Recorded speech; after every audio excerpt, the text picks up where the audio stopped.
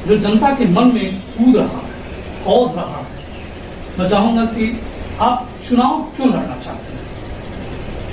दरअसल हम भारतीय जनता पार्टी के बहुत बेसिक कार्यकर्ता हैं और भारतीय जनता पार्टी के तमाम ऐसे कार्य चल रहे हैं समाज में जो समाज हित में बहुत आवश्यक हैं।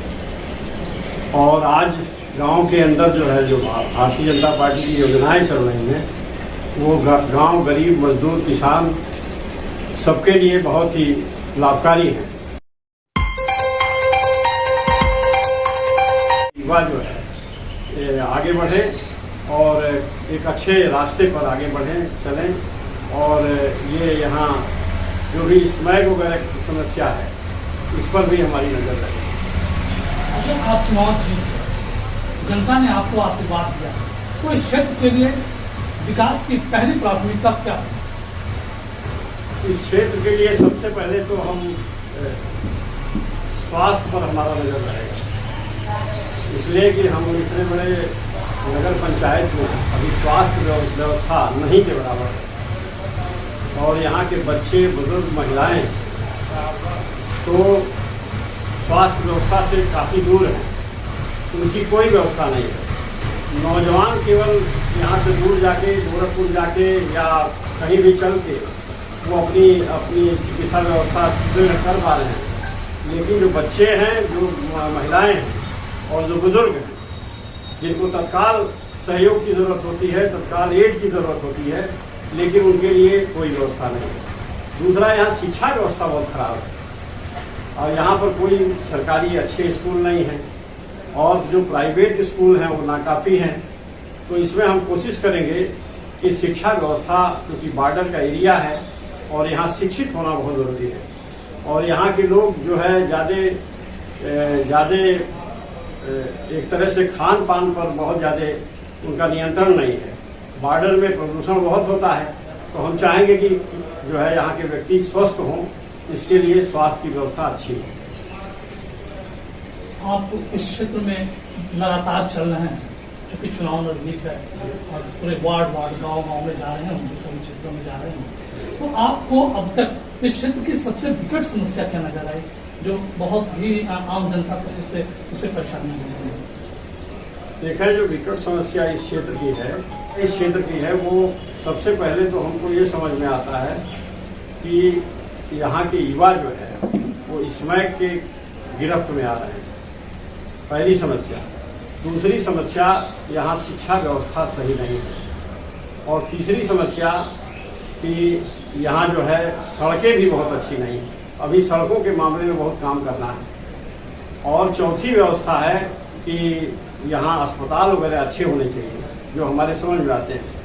जहाँ तक भारतीय जनता पार्टी द्वारा चलाए गए जो कार्यक्रम है, जैसे आयुष्मान योजना है, जैसे आवास योजना है, जैसे जो है वो राशन वितरण है, हाँ, तमाम सारे कार्यक्रम भाजपा द्वारा जो चल रहे हैं, आज उनसे हमारा समाज बहुत लाभान्वित हो रहा। हमारे गरीब जो हैं उनको जीने का एक सहारा हुआ है, लेकिन उनका सही ढंग से क्रियान्वयन हो और सही ढंग से जो है वो उसका वितरण हो और समाज उसका लाभ उठाए और समाज समुन्नत बने, आगे बढ़े, यही मेरी कोशिश है। बहुत अच्छी बात है। जनता आपको अपना चेयरमैन क्यों चुने? जनता इसलिए हमको चेयरमैन चुने कि एक तो हम यहाँ के अस्थायी निवासी हैं, दूसरा हम भारतीय जनता पार्टी के सिपाही हैं। और हमने जब भारतीय जनता पार्टी का कार्य शुरू किया तो हम बूथ स्तर से लेकर आज विधानसभा संयोजक हैं, लेकिन हम कहीं दूसरे दल के तरफ कभी देखे नहीं। हमारे जीवन में या हमारे सोच में स्थायित्व है। दूसरी चीज़ ये है कि हम यहीं पले बढ़े हैं और कोई हमको ये नहीं कह सकता कि आपने समाज हित के साथ इस प्रकार का दुर्व्यवहार किया। कोई एलिगेशन शायद हमारे खिलाफ कोई बनाना भी चाहेगा तो नहीं बना पाएगा। और कर्तव्य मार्ग में सबसे बड़ी बाधा चित्त की चंचलता और मन की अस्थिरता होती है।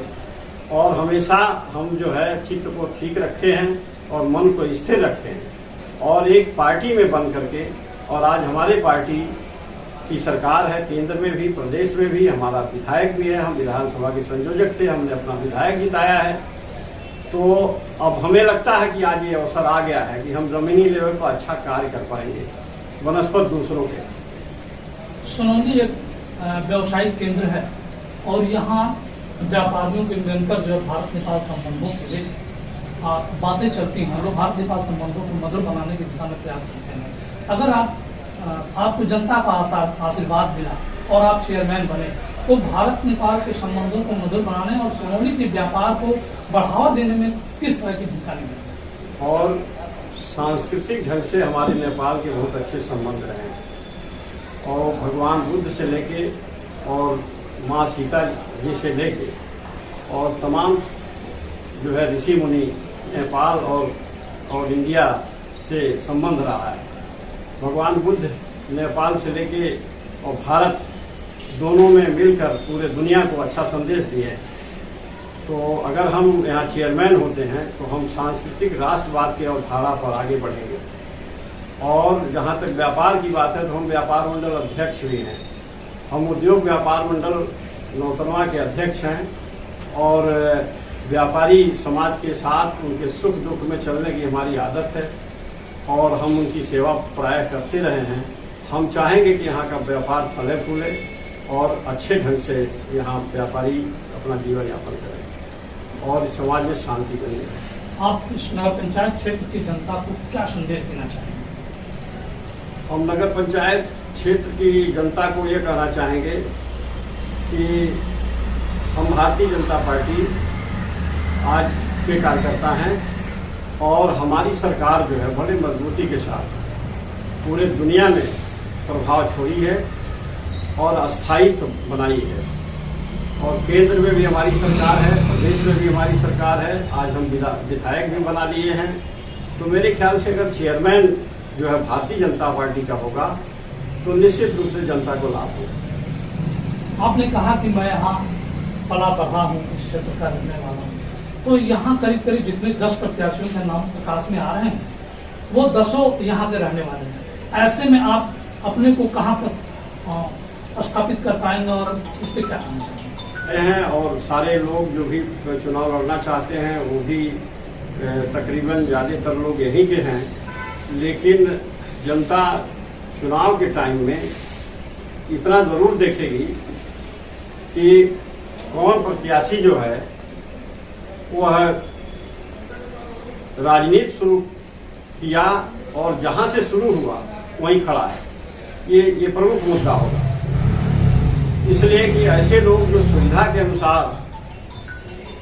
अनुसार इधर उधर बदलते रहते हैं तो मेरे ख्याल से ऐसे चंचल बुद्धि रखने वाले प्रत्याशियों को जनता नहीं पसंद करेगी। दूसरा ये है कि भारतीय जनता पार्टी जो है एकात्म-मानववाद के सिद्धांत पर आधारित है। एकात्म-मानववाद का ये अर्थ है कि शरीर में तो कोई एक नहीं, मन भी सबका अलग अलग, लेकिन जो आत्मा है वो परमात्मा का अंश है और जो परमात्मा का अंश है वो सभी जाति बिरादर धर्म संप्रदाय सबके अंदर एक ही है। अर्थात हम सभी एक ही परमात्मा के अंश हैं। ये हमारा एकात्म-मानववाद का दर्शन करता है।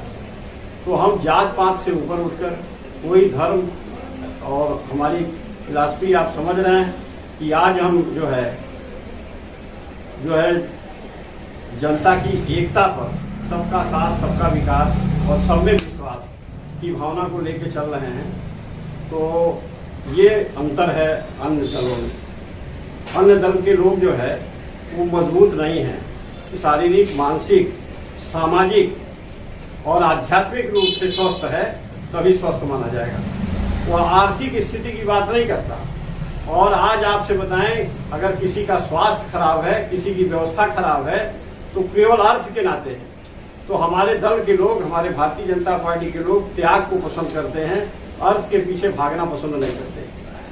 तो इसलिए हम ये मान के चलते हैं कि अगर भारतीय जनता पार्टी का कोई कार्यकर्ता जीतेगा तो निश्चित रूप से वो पार्टी की नीतियों से बढ़ा रहेगा और पार्टी की जो नीतियां हैं वो समाज हित में हैं। इसलिए हम बेबाकी से कह सकते हैं कि भारतीय जनता पार्टी इस सोनौली न्याय पंचायत के लिए सही रहेगा। धन्यवाद। आप दर्शक बंधु, हमारे खास मेहमान आज के श्री राधेश्याम सिंह जी को आपने सुना, उन्होंने बड़े बेबाकी से अपनी बात को रखा है और इस क्षेत्र पंचायत की जो प्रमुख समस्याएं हैं उन्हें भी गिनाया है, आपको जो संदेश दिया है आप करेंगे।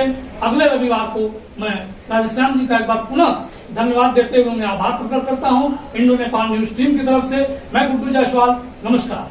मैं पूजा, सबका नमस्कार।